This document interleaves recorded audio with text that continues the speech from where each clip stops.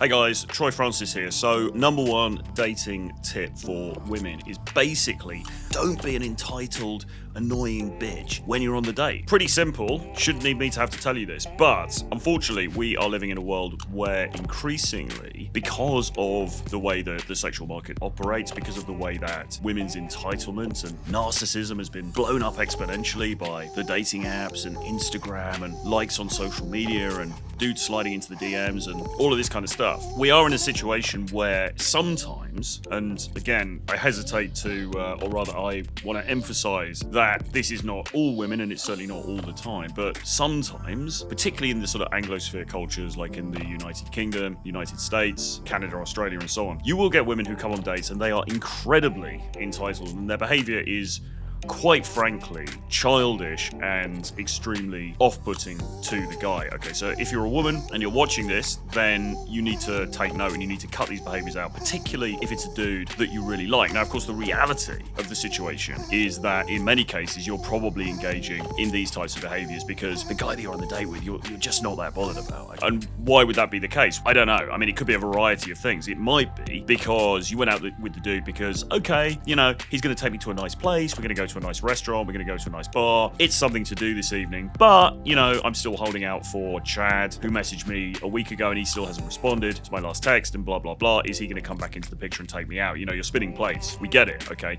So it might be that you're not that bothered about this dude that you're on the date with. So one of the things that my male dating coaching clients will sometimes complain about is women who are on their phones on the date. Okay, so maybe he's met her on Bumble or Tinder or whatever, comes on the date, she's sitting opposite him, she's got the phone out, and she's basically just sitting there like, you know, like looking through the phone, looking through Instagram, sending messages or whatever. Well, he's sitting there trying to have a conversation with her. This actually happened to a friend of mine. I think it was actually in Colombia actually this happened. So I guess it extends outside of the Anglosphere as well. And my friend is, you know, decent looking guy, pretty high value, good money, makes good money, in shape, all of that, you know, ticking all the kind of boxes that you would expect to be ticked. So it wasn't as if he's a complete buffoon, right? And he's sitting there, meets up with this girl. I think he met her on one of the apps or something. And yeah, she's just on her phone for the entire duration of the day. He called her out on it, and there is this sort of debate with men. Okay, so what do you do? I mean, how do you handle that kind of behavior? Because the problem from the male point of view is that if you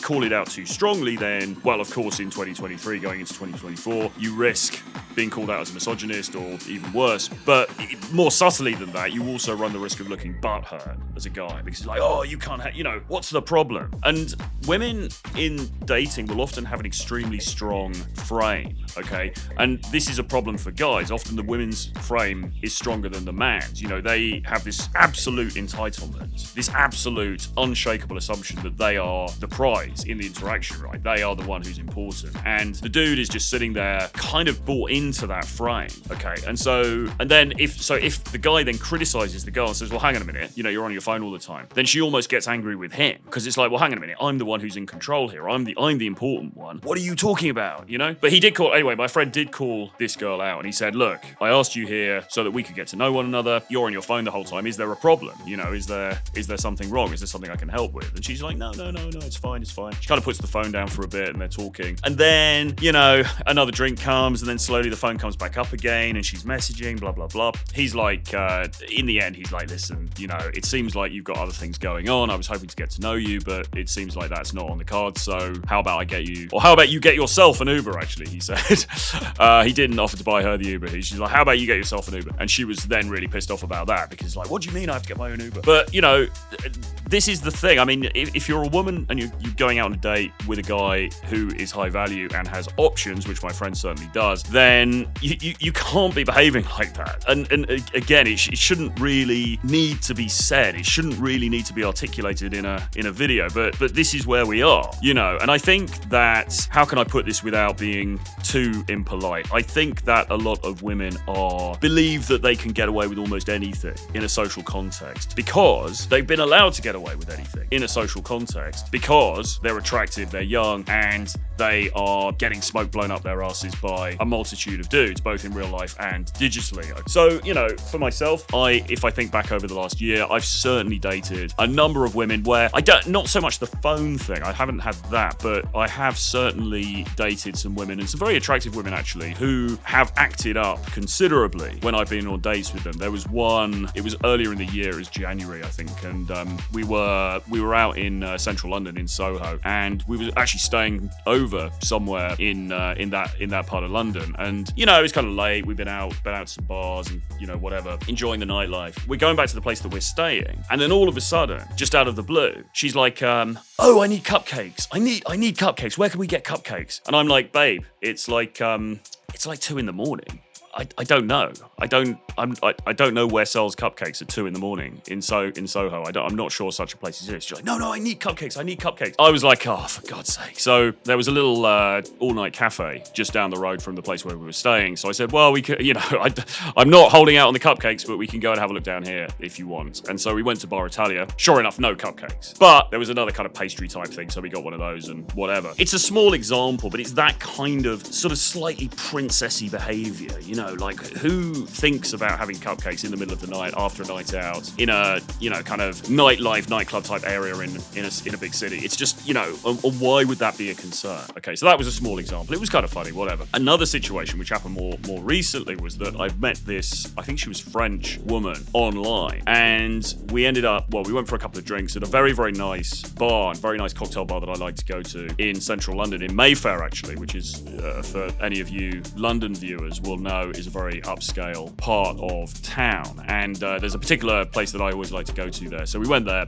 having a couple of cocktails. And this woman, she turns up and we've been talking a little bit online. I don't use online a lot, but I use it occasionally. And this was somebody that I've been talking to, you know, briefly for a week or so. She turned up, she's very, very attractive. She is quite eccentric, which was one of the things that had attracted me to her online. She's kind of this, she was from this aristocratic French family. Okay, she'd been living in London for a number of years, studying, working in various industries in London. Very, very fashionably dressed, like pearl necklace, amazing dress, you know, designer clothes, all this kind of thing. And it was great. And she turns up, and she's very pretty and everything like that. Turns up and sits down. We're sitting at this. And normally I don't recommend this guy's actually on dates, by the way, sitting opposite the person. But this particular place, you know, we're sitting opposite each other on the table, which is fine. You know, so we get into it. I order her a cocktail, order myself whatever. I have virgin cocktail because I don't drink. And we're talking, and the vibe is pretty good. At first, we're getting on really well. The banter is good. The vibe is good. But what I noticed immediately is she's one of these people with this quite sort of extroverted sense of self. She was talking very loudly. She was saying quite outrageous things, and you know, in the hope I think that other people would hear them. She started then talking to the people on the table next to us and sort of commenting on the woman's blouse that she was wearing on the table next to us and stuff. I mean, again, fine, but it's a little bit annoying. You know, we're supposed to be on a date. We're supposed to be getting to know each other,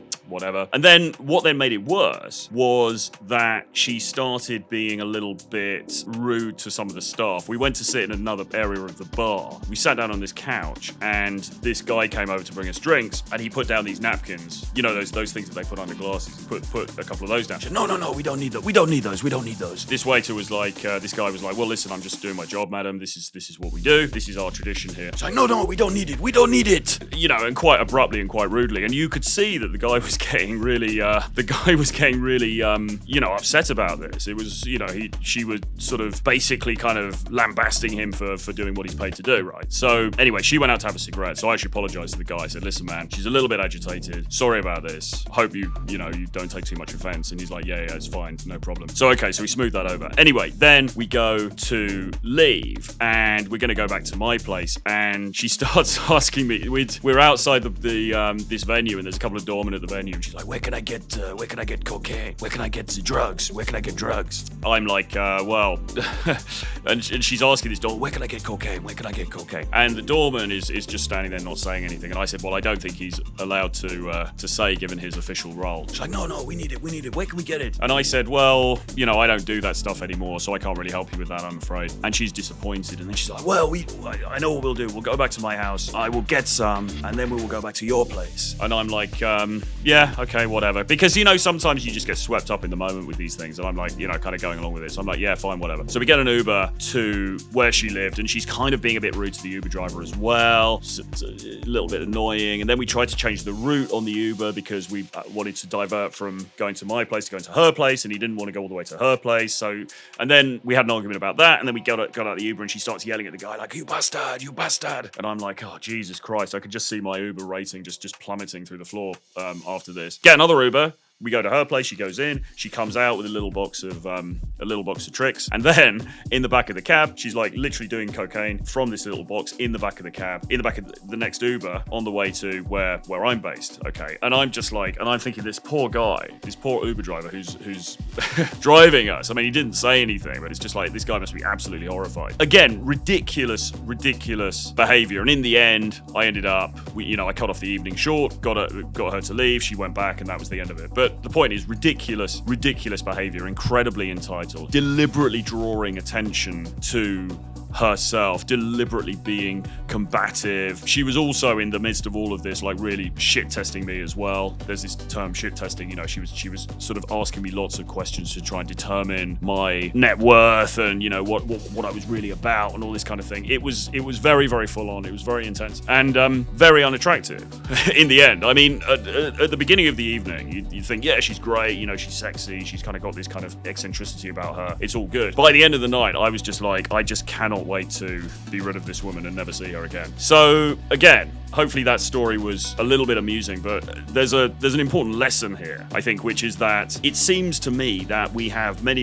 women in this society who, and again, not all, this is in the minority of cases, but there's a lot of them out there, women who've basically been kind of allowed to get away with anything, socially, because there are no consequences, okay? Because if you're an attractive woman, you've got loads of guys vying for your attention and all the rest of it, then what consequence is there, really? I mean, you're very unlikely to get thrown out of a venue for the most part. You're unlikely to get any physical repercussions. In any sort of situation where there's a guy and you involved, people are naturally going to take your side against the guy. So there's no real repercussions at all for any of this behavior for these women when they remain, young and in their attractive phase, okay? The repercussions will start to come, if they do, later when the woman starts to hit the wall, okay? But the point, again, ladies, watching this, the point is, if you are, a young woman and you find yourself acting in these ways, understand that it is not attractive for guys of high value. They may humor it up to a point, but that relationship, that coupling is not going to go anywhere, okay? Because what guys want, and particularly guys who have options and or a value, is a woman who is going to basically be kind of sweet and fun and nice, pleasant company, okay? We don't want the drama, we don't want the BS, we don't want the nonsense, we don't want the theatrics, okay? So think about that, understand that, and just have a think about the way that you present yourself when you go out on dates with men that you are into, or maybe not into, but if you're not into them, why are you going out on those dates, okay? So if it's a guy that you're into, you've got to moderate your behavior because this kind of stuff is just not going to serve you. Anyway, hope you enjoyed the video. Please subscribe to the channel. See you guys again very soon. Bye-bye.